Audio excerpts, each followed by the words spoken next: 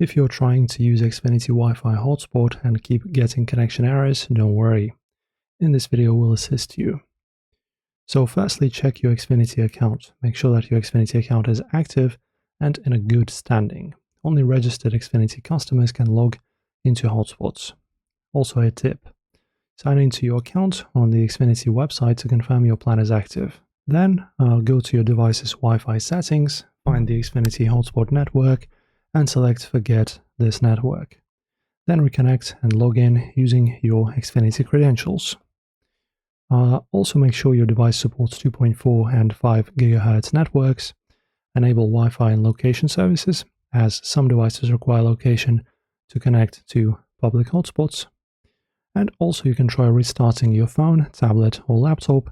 If you're using your own Xfinity gateway at home, restart that too. Sometimes a simple reboot resolves authentication or connection issues. And that's pretty much the fixes for you guys and how you can fix connection issues with hotspots. Follow these steps and you'll be online in no time. If this assisted you, make sure to leave a comment and subscribe.